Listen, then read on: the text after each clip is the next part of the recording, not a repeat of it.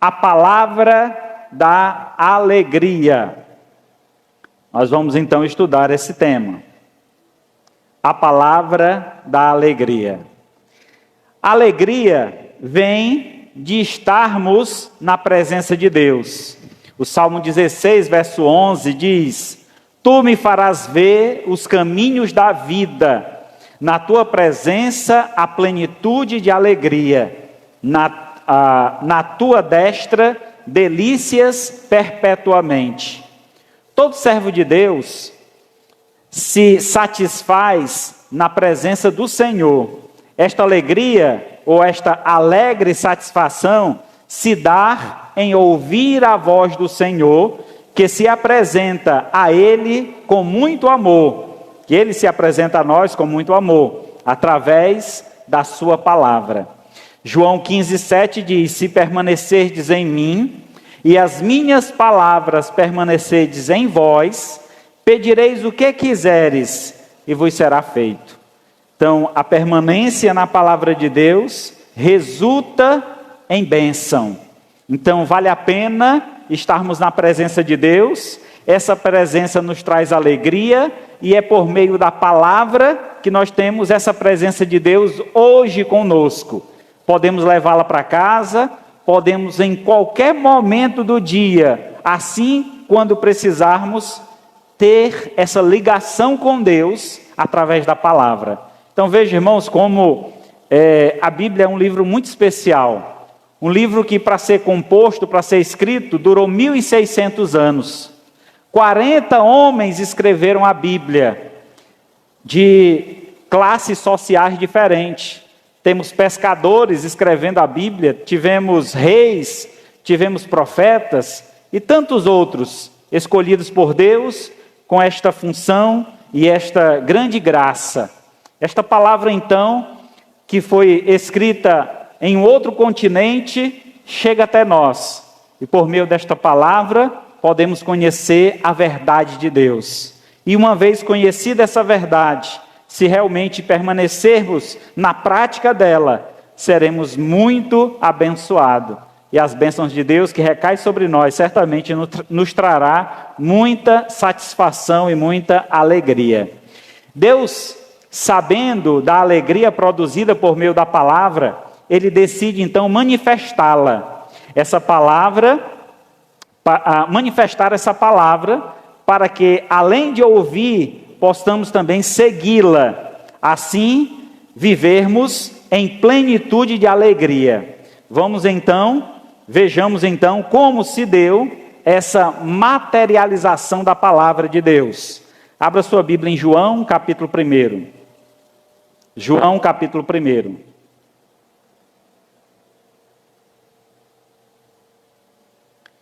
Evangelho de João, capítulo 1, tem como título A Encarnação da Palavra, ou do Verbo. Evangelho de João, capítulo 1, vamos ler do 1 ao 14. No princípio era o Verbo estava com Deus, e o Verbo era Deus. Ele estava no princípio com Deus, todas as coisas foram feitas por intermédio dele, e sem ele nada do que foi feito se fez. A vida estava nele, e a vida era a luz dos homens.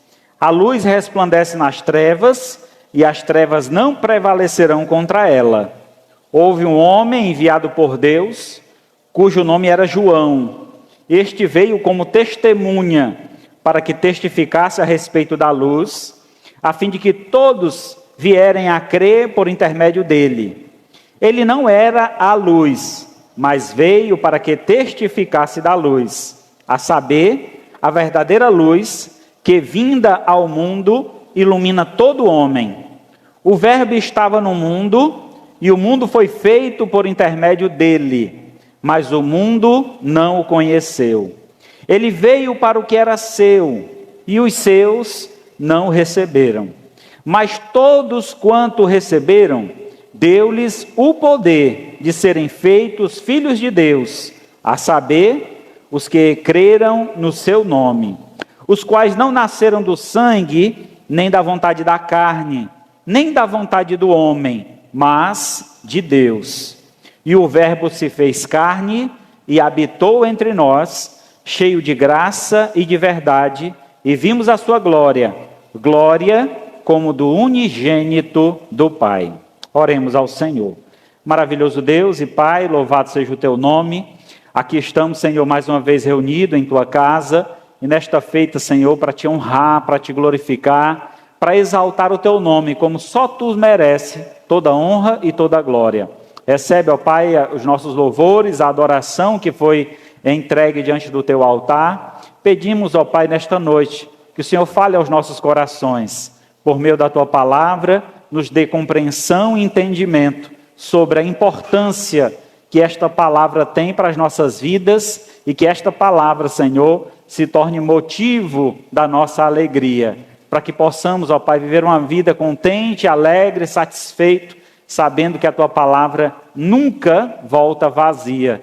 O Senhor sempre há de concluí-la e completá-la. Então, aquilo que o Senhor anunciara há tanto tempo atrás, ainda está vivo, e estas promessas hão de se cumprir em nossas vidas. Assim nós te louvamos agradecidos por esta palavra verdadeira que vem da parte do Senhor. Pois em nome de Cristo Jesus que nós te pedimos e agradecemos. Amém. Graças a Deus. Muito bem, irmãos.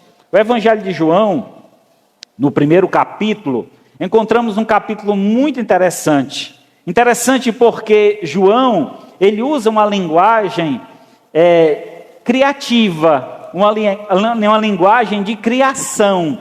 E é justamente de onde vem a verdade de Deus, de onde vem a alegria da palavra.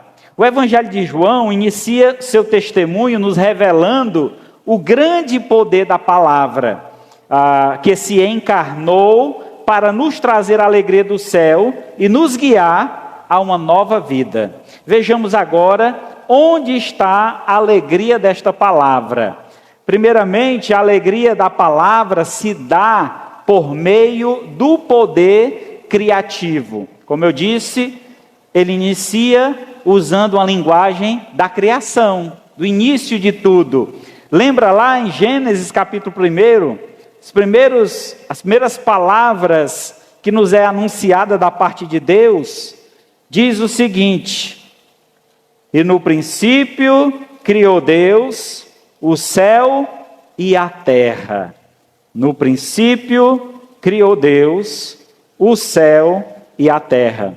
Esta expressão, no princípio criou, traz a ideia então da ação divina de criar todas as coisas, usando a sua criatividade. Deus é soberano, conhecedor de todas as coisas, e esse seu poder criativo fez com que ele criasse tudo o que existe no céu e na terra. Tudo. E aqui então João inicia o capítulo 1 aqui do seu livro, anunciando então que no princípio, onde tudo foi criado, era antes de tudo o Verbo. Isso quer dizer, antes que Deus criasse qualquer coisa, o Verbo já existia. Essa expressão Verbo, ela vem do original, né, no grego logos, que quer dizer palavra. Tudo foi feito por meio do poder da palavra de Deus. Deus disse, haja luz e houve luz. E o agente criador dentro desta palavra era Cristo. E então aqui encontramos ele sendo apresentado como a palavra, o Verbo, aquele que fez todas as coisas. E assim, do verso 1 ao verso 5, é afirmado então esse poder criativo do Senhor, que nos traz então a alegria deste conhecimento. Então, saber que Jesus estava junto ao Pai no ato inicial de todas as coisas, e Ele foi o agente criador de todas as coisas. Quando é dito então no verso 2, Ele estava no princípio com Deus, Todas as coisas foram feitas por intermédio dele, por meio dele. E sem ele, nada do que foi feito se fez. Há uma grande disputa, científica em dar origem às coisas que existem, a origem do universo, a origem do homem. Então, nós temos algumas teorias, mas todas elas são furadas, porque não tem um agente criativo, aquele que iniciou todas as coisas. Aquela teoria, então, que se diz que o mundo foi criado do Big Bang, uma grande explosão. A pergunta que devemos fazer a este cientista que trouxe esta teoria, a pergunta é: quem apertou o botão? Porque uma explosão não se dá do nada. Alguém precisava acionar esta explosão, se ela existiu em algum momento. Entendemos, irmãos, que tudo foi criado por Deus. Isso é muito mais simples. Precisa ter menos fé para acreditar nisso do que acreditar na teoria do Big Bang. Até uma criança pode acreditar na criação vinda da parte de Deus. Mas acreditar numa explosão que gerou toda essa magnitude, toda essa a multiforma que nós encontramos no universo, no mundo, no próprio ser humano, precisa de muita fé para acreditar nisso. Eu não tenho essa fé suficiente. A minha fé está no Senhor e ela é completa e suficiente para crer que Ele estava agindo e atuando, apertando o botão, dando o start para que tudo fosse criado. Além disso, no verso 4 é dito que a vida estava nele. E a vida é a luz dos homens. A vida estava em Deus. Isso quer dizer que Ele é a origem da vida. Tudo que existe, tudo que tem vida, partiu do Senhor. Foi Ele quem deu vida a tudo que existe. A luz resplandece nas trevas, e as trevas não prevalecerão contra ela. Imaginemos, irmãos, um universo tão grande, tantos planetas, cada um na sua órbita, cada um no seu centro, eles não se chocam, não saem do lugar a ermo, estão todos controlados. Deus está no controle de tudo, Ele está controlando tudo que existe. Irmãos, isso é maravilhoso, isso nos dá uma segurança, uma alegria, um entendimento de que eu estou seguro e protegido, porque Deus, que criou todas as coisas, é Ele quem cuida de mim. Então essa sensação de compreender que Deus foi o Criador de tudo, e colocar a minha fé nisto, e depender deste Criador, me traz com certeza uma grande alegria no meu coração. Mas Ele afirma, o próprio Deus afirma este cuidado. Quando Ele diz então, fala um pouco mais sobre o seu poder criativo, lá em Apocalipse 21:5, e Ele diz: e aquele que está sentado no trono disse: eis que faço nova todas as coisas. E acrescentou: escreve, porque estas palavras são fiéis e verdadeiras.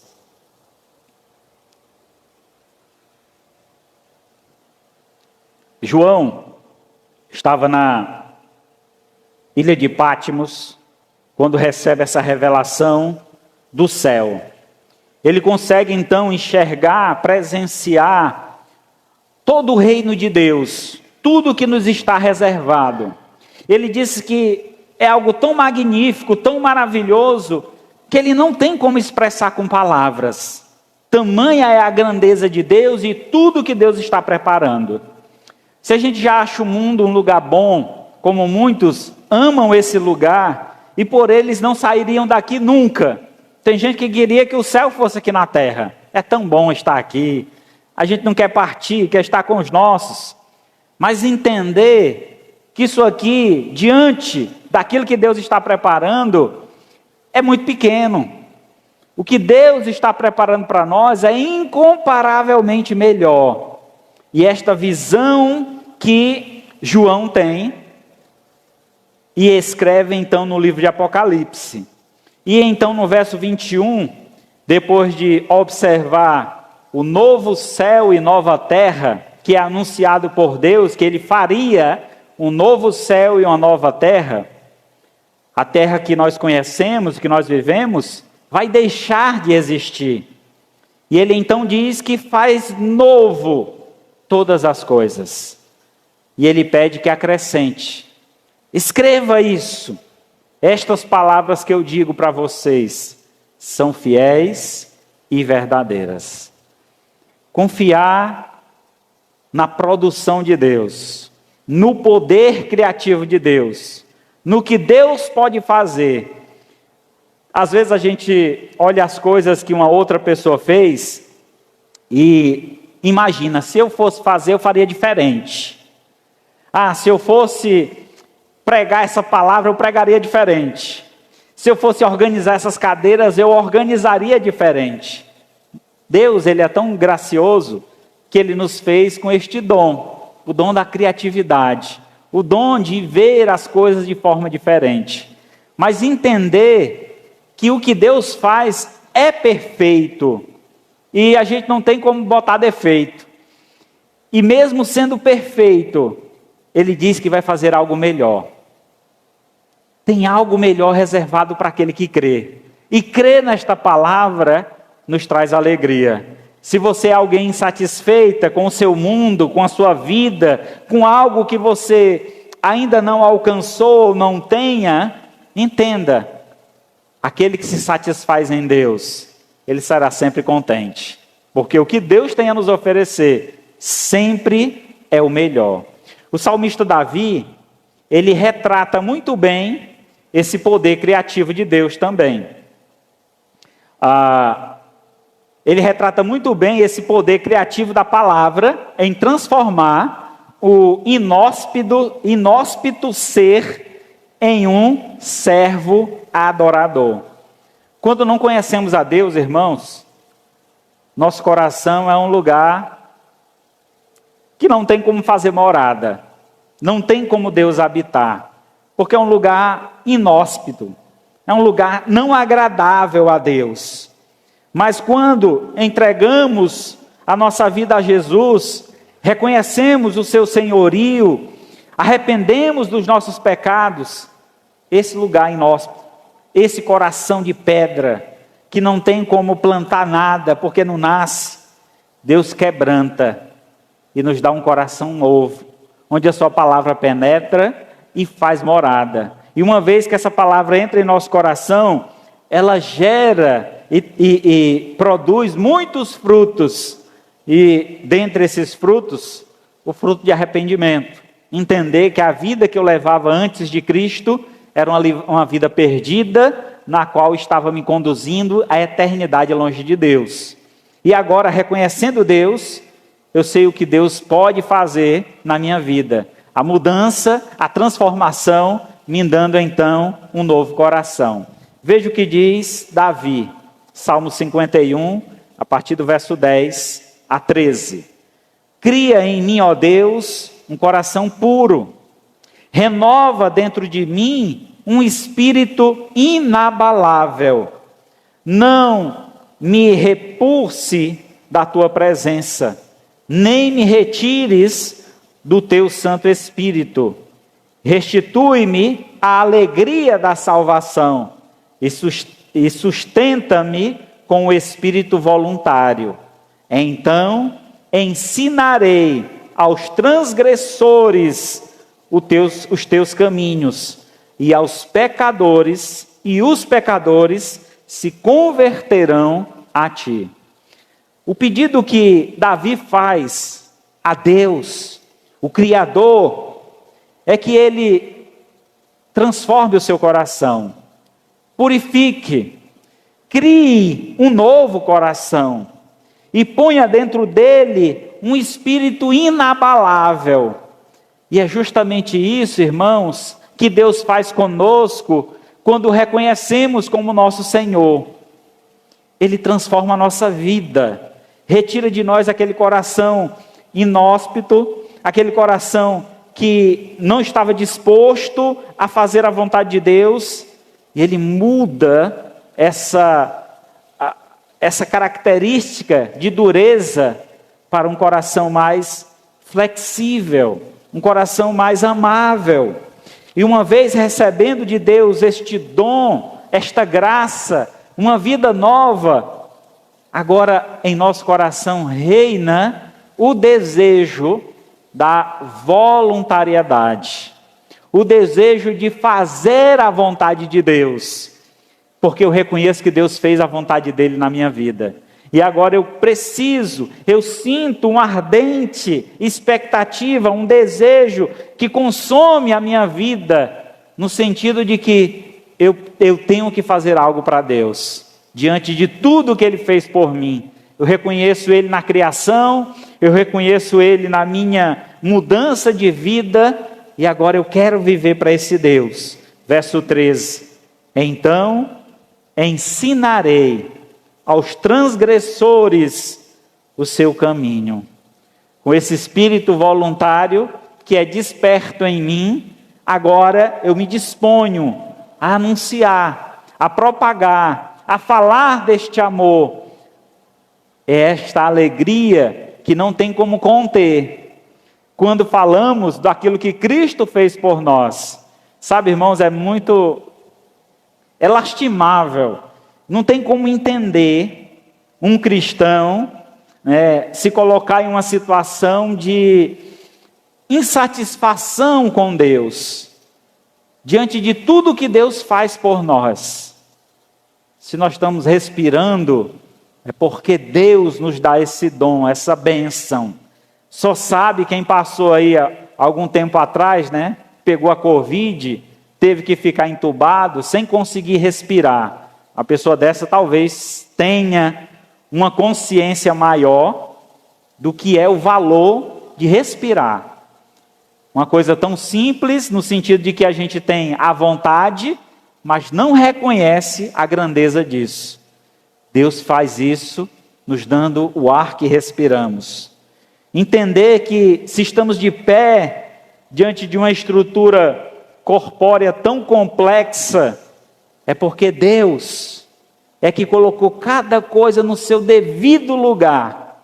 E quando algo está fora do lugar, a gente já percebe, sentimos dores, sentimos alguma sensação ruim, e entendemos que tem alguma coisa errada conosco. Então Deus, irmãos, Ele é perfeito. E nós, na nossa imperfeição, muitas vezes, somos ingratos em não dar a Deus o melhor que a gente tem. Porque é isso que Ele merece.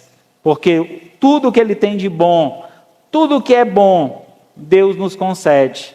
E o mínimo que a gente poderia fazer é retribuir com a nossa gratidão, proclamando esta palavra de salvação. Amando a Deus e amando o nosso próximo, como assim ensinou Jesus. Falando do seu amor a todos os homens. Jesus também declara em sua palavra, ele declara que a sua palavra ela é poderosa para edificar. Esse poder criativo de Deus, ele permanece através da palavra. Uma vez que nós fomos transformados, foi criado em nós um novo coração, esse poder pode ser dado também a todo aquele que crê nesta palavra. Em Mateus 7:24, Jesus, usando a figura de um construtor, ele diz: todo aquele, pois, que ouve a minha palavra e as pratica, será comparado a um homem prudente que edificou a sua casa sobre a rocha. A sua casa aqui é uma referência à vida. Onde você tem edificado a sua vida? A rocha é uma representação do próprio Cristo. Ele é a pedra fundamental, onde todo aquele que é colocado sobre ela, todo aquele que é edificado sobre essa rocha, há de crescer, há de se tornar grande. E então este edifício, que é o nosso corpo, é completamente reestruturado. A criação de Deus, irmãos, é perfeita. E você faz parte dessa criação. Você é perfeito. Essa perfeição se dá a partir do momento que reconhecemos o cuidado de Deus, o senhorio de Deus e nos submetemos à sua vontade. Ouvir e obedecer. Aí nos tornamos perfeitos nessa edificação, porque nada nos abalará. Continuação do texto diz: pode vir vento, tempestade, todos os intempéries, e nada nos abalará, porque estaremos firmados em Cristo. Aquele que está em Cristo está firme como uma rocha, porque Ele é o nosso alicerce e a nossa base. Em segundo lugar, a alegria da palavra se dá por meio do poder iluminativo. Que poder é esse, pastor? João 6, ou capítulo 1 de João, do verso 6 a 10. Houve um homem enviado por Deus, cujo nome era João. Este veio como testemunha para que testificasse a respeito da luz, a fim de que todos vierem a crer por intermédio dele. Ele não era a luz, mas veio para que testificasse da luz, a saber, a verdadeira luz que, vinda ao mundo, ilumina todo homem. O Verbo estava no mundo, o mundo foi feito por intermédio dele, mas o mundo não o conheceu. Muito bem. A alegria da palavra se dá por meio do poder iluminativo. O poder iluminativo de Deus é justamente o poder de nos guiar, o poder de transponir, atravessar a escuridão das trevas em que nós vivemos neste mundo. A Bíblia diz que o mundo jaz no maligno, o mundo está em trevas, e essa luz resplandece, essa luz atravessa essas trevas e tem o poder de nos guiar. Este poder iluminativo, dito aqui no texto, é primeiramente apontado na pessoa de João Batista, porque ele teve o poder de testemunhar, ele pôde iluminar o caminho ao qual Jesus viria a anunciar, antecedendo a luz do céu. Ele trouxe uma labareda, uma luz, ele trouxe algo que os homens puderam contemplar e ver o reflexo de Deus. João Batista foi um homem exemplar no seu testemunho, na sua vida, um homem que abdicou de muitos prazeres da carne, para que então pudesse viver uma vida de santidade e uma vida que trouxesse luz aos homens. Mas é dito que ele não era a luz plena, ele não era uma luz perfeita, porque esta luz sim, viria do céu. Ele apenas era uma testemunha, verso 7. Ele veio como testemunha para que testificasse a respeito da luz, a fim de que todos viessem a crer por intermédio dele. Verso 8, ele não era a luz, mas veio para que testificasse dessa luz. E quem era essa luz? A saber, a verdadeira luz que, vinda ao mundo, ilumina não só alguns homens, mas a todo aquele que crê. Ilumina a todo homem. E esta luz é o Verbo. O Verbo estava no mundo, mas o mundo não o conheceu. Por intermédio dele, o mundo não o conheceu. Lamentavelmente, vemos até hoje o homem tomando a decisão de continuar nas trevas. Nós apresentamos a luz e o homem disse: não, eu continuo aqui, está bem para mim, eu sou uma pessoa boa, no final das contas, no final de tudo, vai dar certo, Deus vai me salvar. Como? Se você não estende a tua mão para receber esta luz de Deus. Tem uma história muito antiga. Conta-se que um homem estava em um naufrágio, um pequeno barco, e boiando naquele, não era o barco, era um tronco de árvore, boiando em um tronco de árvore.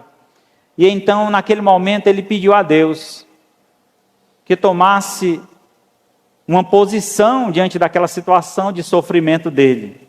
E ele queria que Deus o salvasse. E então, de repente aparece os bombeiros em um barco. Viemos para lhe salvar. Ele disse: não, Deus vai me salvar. Mais na frente, as pessoas sobre uma casa jogaram cordas. Pegue a corda, nós vamos lhe salvar. E ele dizia: não, Deus vai me salvar. E então, de repente, um helicóptero sobrevoando aquele lugar alagado. E aí desce uma escada e manda que ele suba. Suba, nós vamos lhe salvar. E ele disse: não, Deus vai me salvar. E não passando mais algum tempo, e ele se afogou. Chegando no céu, ele diz: Deus, onde estava o Senhor, Deus? Uma coisa eu te pedi nesta vida, uma única coisa, que o Senhor me salvasse. E o Senhor não me salvou. Estou aqui, morri. Disse: meu filho, eu mandei 3 lá para lhe salvar, e você não quis. Você preferiu ficar lá na água. O que é que você achava? Que ia descer um anjinho, bater nas asas para lhe pegar? Eu lhe salvei, eu mandei a salvação até você. E sabe, irmãos, esse mundo hoje em dia, alguns, estão esperando talvez o sobrenatural, um anjo do céu descer, enquanto a gente está anunciando e mostrando a luz. Essa é a luz. Olha, vem para cá. Aqui nós estamos salvos. O mundo está perdido, mas nós encontramos salvação mesmo em meio a este mundo perdido. E essa salvação está em Cristo. É o único que tem esse poder para nos salvar. Essa luz, ela precisa resplandecer nas trevas. Não adianta, irmãos, nós termos essa luz em nossa vida e cobri-la com um balde. Por que é que adianta acender uma luz e cobrir com um balde? Ele não vai ficar escuro, não vai ter utilidade essa luz. Esse poder iluminativo é justamente o poder de refletir a glória de Deus. É quando o mundo olha para a gente e vê a luz do Senhor. É quando o mundo olha para a gente e diz: você tem uma coisa diferente, você tem um brilho no olhar, o jeito que você fala é diferente, o jeito que você age é diferente. Ele vai ver a glória de Deus resplandecendo em nós. Essa é a luz do Senhor. Jesus se anuncia como sendo a luz do mundo, nós vamos já ver. Mas ele diz que nós também nos tornamos luz para este mundo quando recebemos em nosso coração. Porque essa luz de Deus resplandece em nós e ela brilha para o mundo. A gente não consegue esconder esta luz. Logo precisamos entender o poder desta luz. Entender porque o mundo não consegue enxergar a luz. Como foi dito aqui no verso 10, O verbo estava no mundo, o mundo foi feito por intermédio dele, mas o mundo não o conheceu. Por que não conheceu? Porque ainda hoje não conhece a Jesus. 2 Coríntios 4:4, nos quais o Deus deste século cegou o entendimento dos incrédulos para que não resplandeça a luz do Evangelho, da glória de Cristo, o qual é a imagem de Deus. Não sei se você já teve essa experiência de ler a Bíblia antes de ser crente. E você lê e não entende nada. Passa por cima daquelas histórias e não entendo nada aqui. O que é que tanto esse povo crente diz que aqui é a palavra de Deus e eu leio e não acontece nada? E hoje, sendo um cristão, você conseguir ler a palavra e a luz de Deus te ilumina. a você tomar decisões na sua vida, a você mudar as suas atitudes, a você se tornar uma nova criatura. Tudo isso é o poder iluminativo, o poder que essa luz causa em nossa vida, um poder transformador. Porque sem conhecer a Cristo, o homem está cego, está com uma venda em seus olhos e não consegue enxergar a luz. E é justamente Jesus Cristo veio a esse mundo para tirar essa venda dos nossos olhos. E aquele que já foi desvendado os seus olhos, compreende muito bem o que eu estou dizendo e entende o poder que esta luz tem, o poder do Evangelho. Entendendo então esse poder e essa luz, compreendemos a nossa grande missão de também sermos luz neste mundo. O salmista Davi, com toda a clareza espiritual, nos reflete esse poder iluminado da palavra. Ele diz lá no Salmo 19, 7 e 8: a lei do Senhor é perfeita e restaura a alma. O testemunho do Senhor é fiel e dá sabedoria aos simples. Os preceitos do Senhor são retos e alegram o coração. O mandamento do Senhor é puro e ilumina os olhos. Irmãos, a revelação dada de Deus, a revelação de Deus dada a Davi, nos traz uma compreensão tão plena das Escrituras e do poder que esta palavra tem para as nossas vidas, que ela é poderosa para restaurar.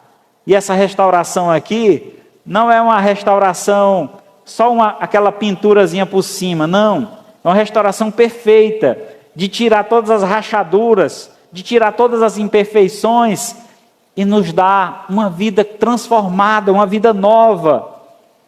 Ele tem esse poder através da palavra. Dito também que esta palavra, ela também alegra o nosso coração. O entendimento, então, do cuidado de Deus, da sua proteção, dessas mudanças que vão ocorrendo no decorrer da nossa fé e da nossa vida cristã.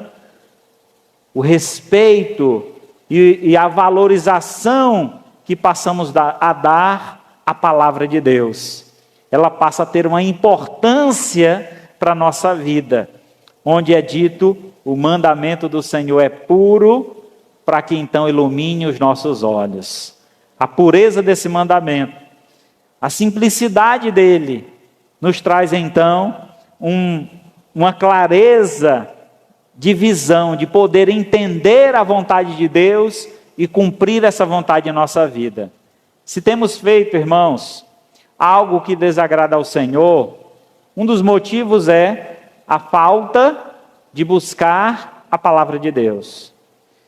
Muitas vezes estamos nós vivendo uma vida à parte de Deus, tomando nossas próprias decisões e achando que somos capazes de resolver todos os nossos problemas sozinhos. Não somos capazes disso.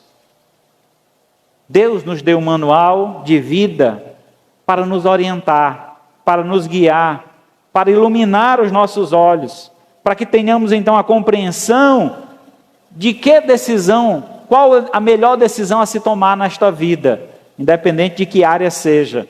Então essas decisões, esta avaliação, ela se dá muito melhor quando então obedecemos a lei do Senhor, seus mandamentos, se cumprem em nossa vida, os nossos olhos então estarão iluminados para tomar toda e qualquer outra decisão, para que assim o Senhor seja exaltado e glorificado através da nossa vida. Jesus também nos revela a importância desta luz para nos conduzir à eternidade. Então essa luz e este poder iluminativo, ele tem, como já afirmei anteriormente, ele tem esse viés de conduzir, de direcionar, de dirigir a nossa vida. E lá em João 8,12, diz a palavra de Deus: de novo lhes falava Jesus dizendo: Eu sou a luz do mundo. Quem me segue não andará nas trevas, pelo contrário, terá a luz da vida. Irmãos, é muito claro a palavra de Deus, e eu vejo que muitas vezes nós é que complicamos essa palavra. A palavra, ela nos traz uma compreensão objetiva de que o mundo está em trevas, e se eu não sou desse mundo, eu preciso seguir a luz. Se eu desejo andar com Jesus, não tem como eu continuar nas trevas, praticando as coisas deste mundo. Eu preciso deixar esse mundo de lado. Esse mundo jaz no maligno. E eu preciso então, mesmo estando nesse mundo, viver como se desse mundo eu não fosse, aguardando então a vinda do nosso Senhor, para que então possamos partir e ter a nossa vida eterna ao lado do nosso Deus, no reino celestial, no novo mundo que nos está aguardando e preparado para nós. Jesus então afirma que Ele é a luz do mundo. E se você não o segue, você continua nas trevas. Seguir a Cristo é obedecer a sua palavra. Seguir a Cristo é deixar de fazer a sua vontade para fazer a vontade do Pai. Quando Cristo veio a esse mundo, uma das características de Jesus Cristo foi abdicar dos seus poderes. Jesus não deixou de ser Deus. Ele é Deus. Mas quando estava aqui no mundo como homem, ele dependeu completamente do Pai e do Espírito Santo. Os milagres que ele fazia, ele orava a Deus. Deus, se possível for, faz aqui este milagre, transforma esta água em vinho, multiplica esses pães e peixes. Ele orava e Deus agia por meio desta palavra. E ele diz que nós temos esse poder de falar com o Pai. Nos foi dado esse poder. Entender então, irmãos, que não tem como viver uma vida à parte do que Jesus quer para as nossas vidas. Uma vida onde eu tomo as minhas próprias escolhas e no final dela Deus decida o que quer fazer comigo. Isso não existe. Ele já decidiu. Se você andar com Ele, você anda na luz. Mas se você continua nas trevas, você não anda com Jesus. Isso é muito claro. Então, não tem como servir a dois senhores. Ou você vai agradar a um e desagradar ao outro. Se eu decido servir a Cristo, eu preciso abandonar as práticas pecaminosas deste mundo. Porque senão, continuarei nas trevas. Enganando a mim mesmo. Achando porque eu sei onde está a luz, eu estou salvo. Mas não é saber onde está a luz, é seguir a luz que nos salva. É muito claro aqui, eu sou a luz do mundo, quem me segue não andará nas trevas, pelo contrário, terá a luz da vida. Então essa disposição de seguir a Cristo, de poder resplandecer essa luz para outros seguirem a Cristo, é que nos faz servos de Deus, filhos do Deus Altíssimo. E por último, a alegria da palavra se dá por meio do poder regenerativo. Verso 11 de João 1, até o versículo 14. Ele veio para o que era seu, e os seus não o receberam. Mas todos quanto o receberam, deu-lhes o poder de serem feitos filhos de Deus, a saber, os que creram no seu nome, os quais não nasceram do sangue, nem da vontade da carne, nem da vontade do homem, mas de Deus. E o Verbo se fez carne, habitou entre nós, cheio de graça e de verdade, vimos a sua glória, glória como do unigênito do Pai. Poder regenerativo que nos é oferecido e apresentado por meio da palavra. O texto então afirma que Cristo havia feito tudo. Todas as coisas foram feitas por intermédio dele, sem ele, nada do que foi feito se fez. Sendo assim, ele é dono de todas as coisas. Ele não é o Criador? Digamos, se você fizer um bolo na sua casa, você tem o direito, se quiser lá, cortar o primeiro pedaço e comer. Não tem esse direito? Deus tem direito sobre nós. Direito de criação. Ele nos criou. Mas ele viu que o homem, afastando-se dele, ele então toma a decisão de comprar, pagar um preço por este homem. E então Jesus derramou seu sangue, sangue puro, sangue carmesim, para que então eu e você pudéssemos ser comprados pelo seu sangue. E agora somos de Deus por dois critérios: por criação, por direito de compra. Ele pagou o preço por nós. Reconhecendo então o sacrifício de Cristo, temos o sangue de Cristo remidor, que paga o preço pelos nossos pecados, e temos então paz com Deus, voltamos a estar junto do Senhor. Mas o texto no versículo 11 diz que Jesus ele veio justamente para aquilo que era seu, para aquilo que ele criou. E o que foi que ele criou, irmãos? O mundo. Ele veio ao mundo. Ele veio para a sua criação. E aí o texto diz que ele veio para o que era seu, e os seus, aqueles que estavam no mundo, não o reconheceram, não o aceitaram. E até hoje há muitos neste mundo que não reconhecem o Criador. E por não reconhecer o Criador, também não podem tê-lo como Senhor de suas vidas. Não tendo como Senhor de suas vidas, automaticamente também não tem como Salvador. Por isso estão perdidos no mundo em trevas. Mas o verso 12, ele abre uma grande porta. E esta grande porta que é aberta, ele diz: vinde, todos os que creem em mim, e eu vos farei meus filhos. Mas todos quanto receberam, deu-lhes o poder de serem feitos filhos de Deus, a saber, os que creram no seu nome. A relação que Deus espera ter conosco não é apenas uma relação de criatura e criador. Essa relação você tem com seu cachorro. Ele é uma criatura e você é o criador dele. Você que cuida dele. Se alimenta, você banha, você leva para o pet shop, você tira os carrapatos dele. Essa não é a relação que Deus quer conosco. A relação que Deus quer conosco é de intimidade. A relação de proximidade.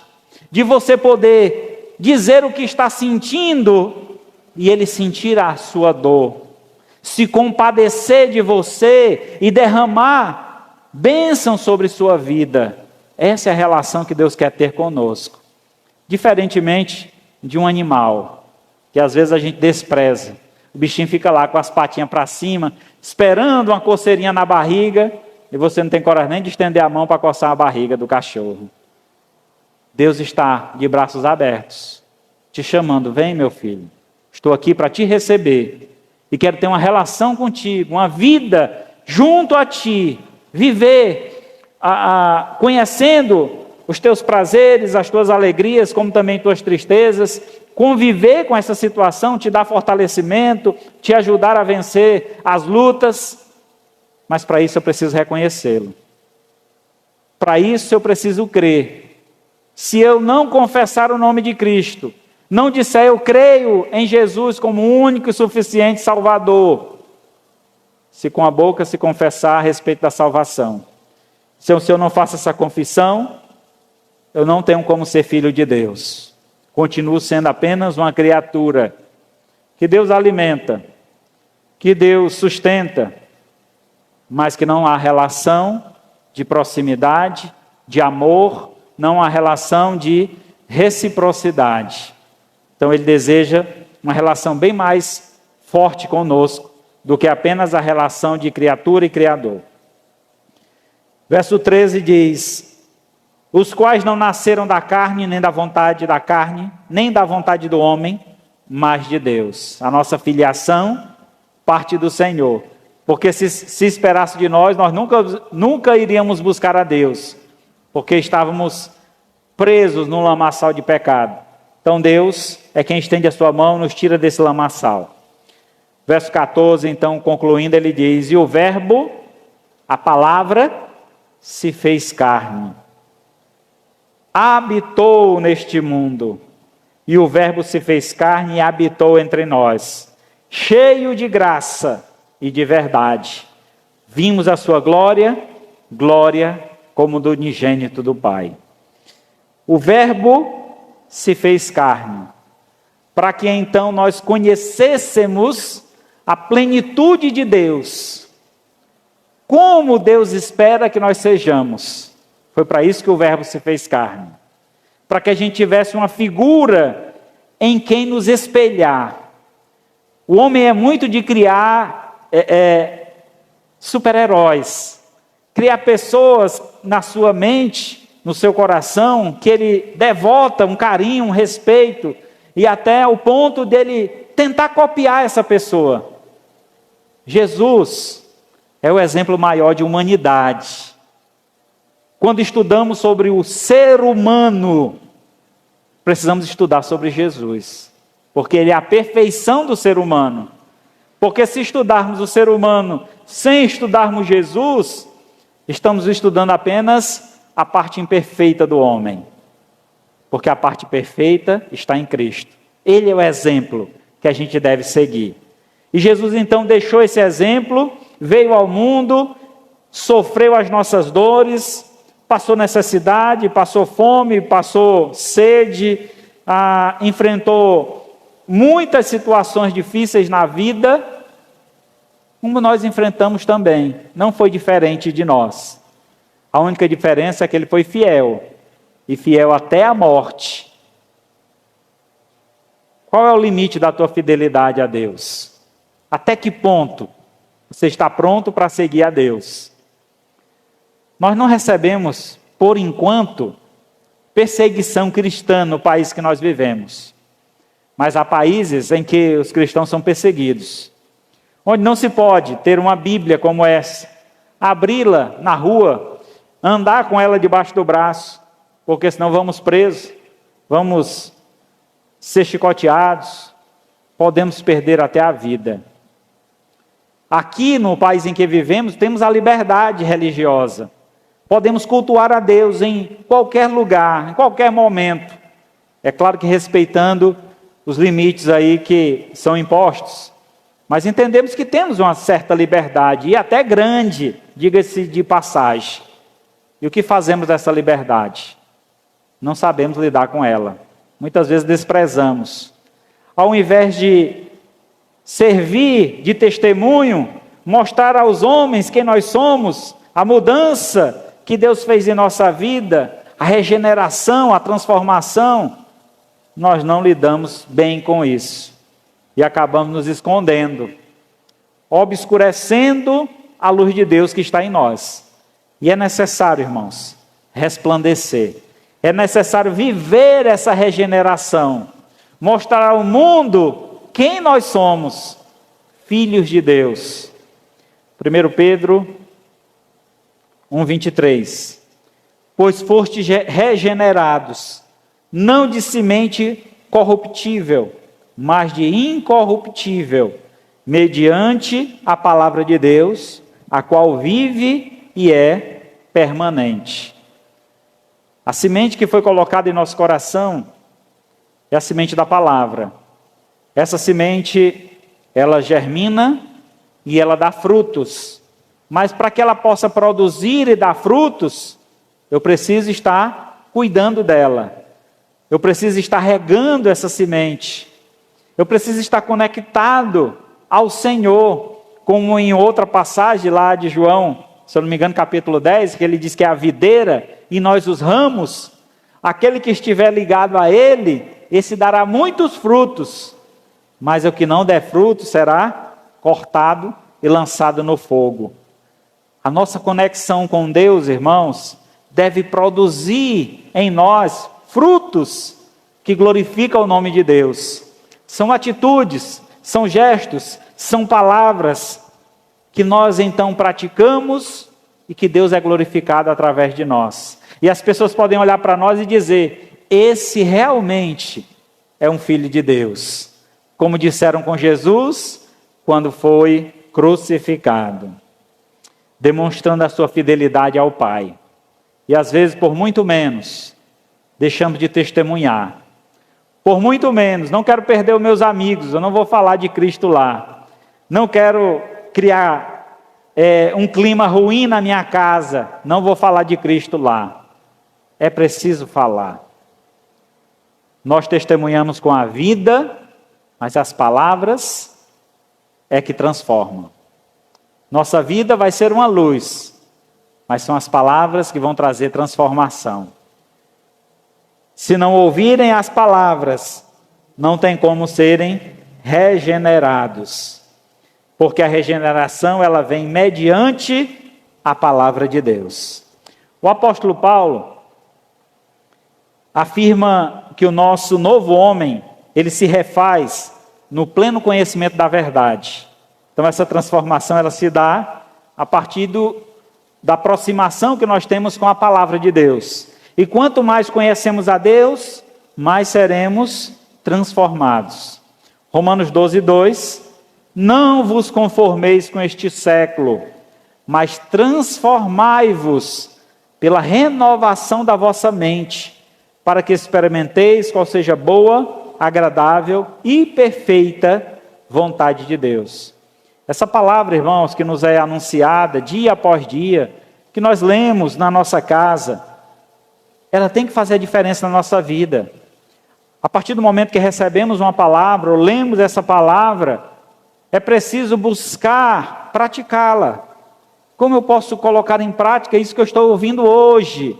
É sair daqui imaginando, segunda-feira, amanhã, eu vou falar com o meu colega do trabalho.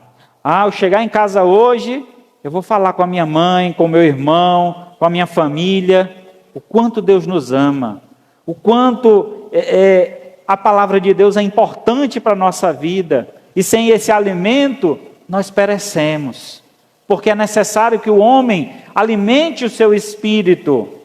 O homem é composto por duas partes, a parte material e parte imaterial, corpo e espírito, e é necessário então que a gente alimente o espírito, porque o corpo já é alimentado pelo menos 3 vezes ao dia. Você já comeu 3 vezes hoje?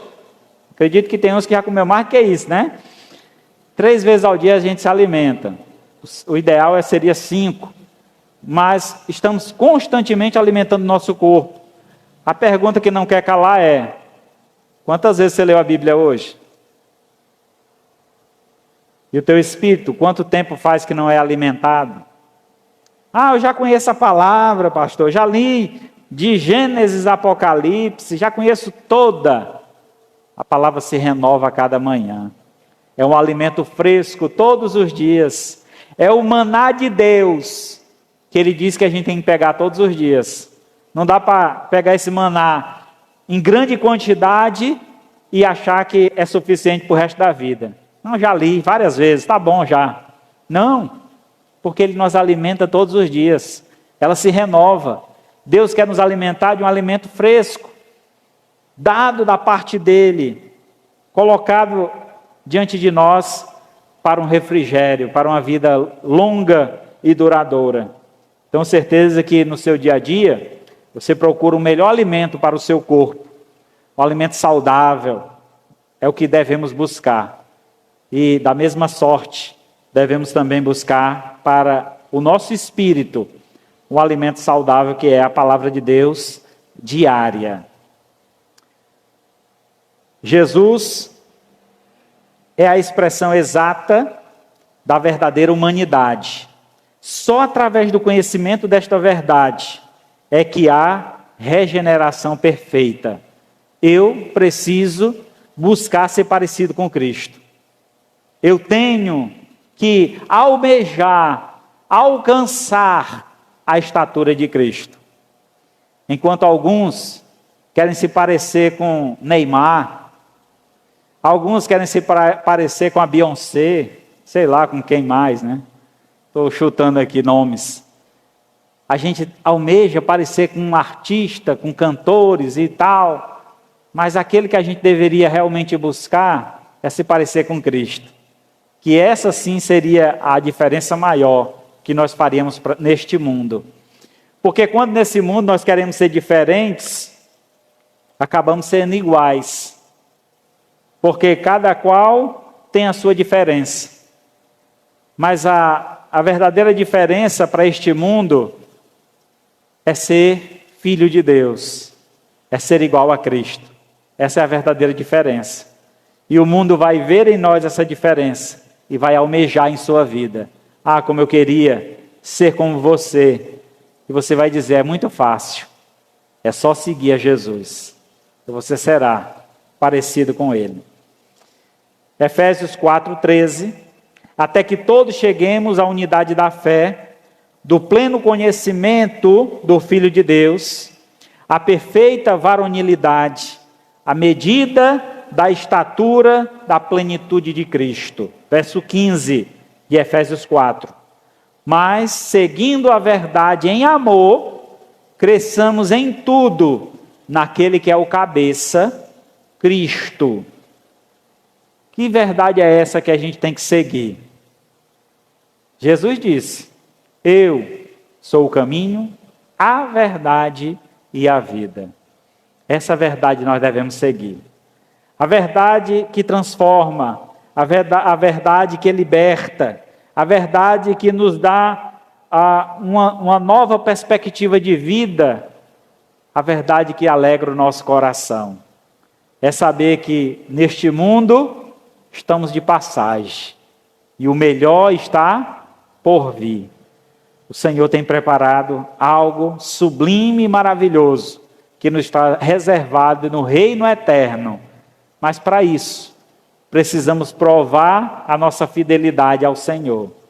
Abdicando deste mundo, deixando as práticas pecaminosas, tirando as amarras deste mundo e vivendo a verdadeira liberdade, a plenitude da liberdade, que é adorando ao Senhor, com tudo que temos e com tudo que somos.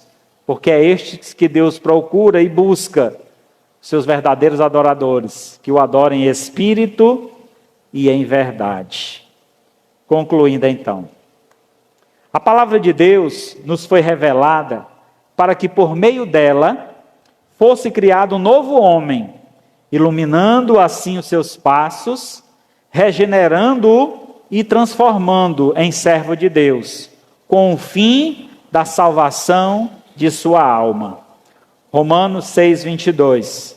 Agora, porém, libertos do pecado, transformados em servos de Deus, tende o vosso fruto para a santificação e, por fim, a vida eterna.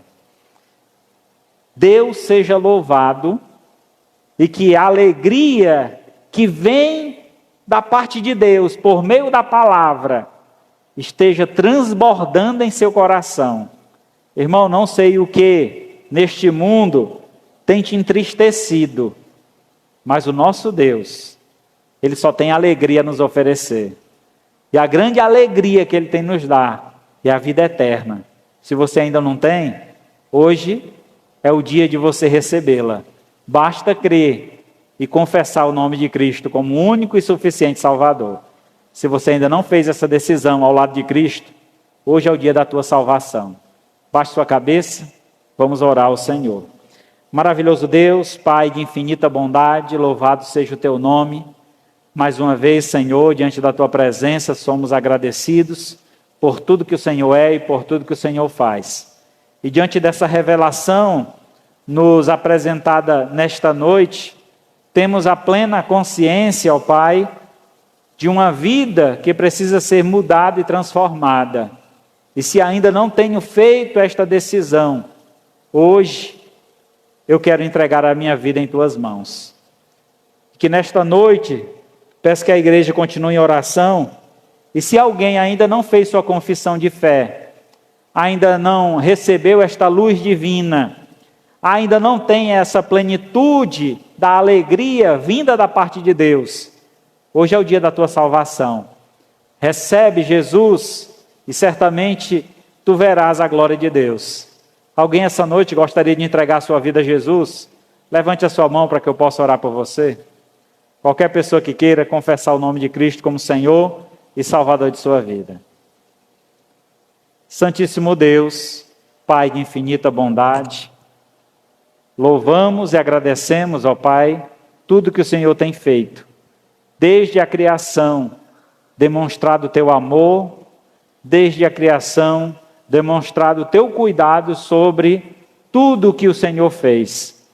E por intermédio do teu Filho, enviado a este mundo para nos trazer luz e compreensão da revelação de Deus, possamos, ó Pai, confessar o teu nome, crer no Senhor como único e suficiente Salvador, e tira da nossa vida, do nosso coração, toda a prática pecaminosa, ó Pai, para que tenhamos uma vida de adoração, uma vida de santidade, uma vida que reflete a tua glória, que essa luz vinda do céu possa então estar sempre refletindo em nossa vida e iluminando outros através do nosso testemunho e nossas palavras. Ó Pai, que esta palavra que hoje foi proferida traga alegria às nossas vidas, satisfação em nossos corações, para então vivermos uma vida plena diante da tua presença, honrando e glorificando o teu santo nome. Assim eu te agradeço, ó Pai, em nome do teu Filho amado Jesus, que a graça do Senhor Jesus, o amor de Deus nosso Pai, a comunhão e a consolação do Espírito Santo, seja com todos nós, o seu povo, hoje, para todo sempre. Amém. Graças a Deus. Muito bem, irmão.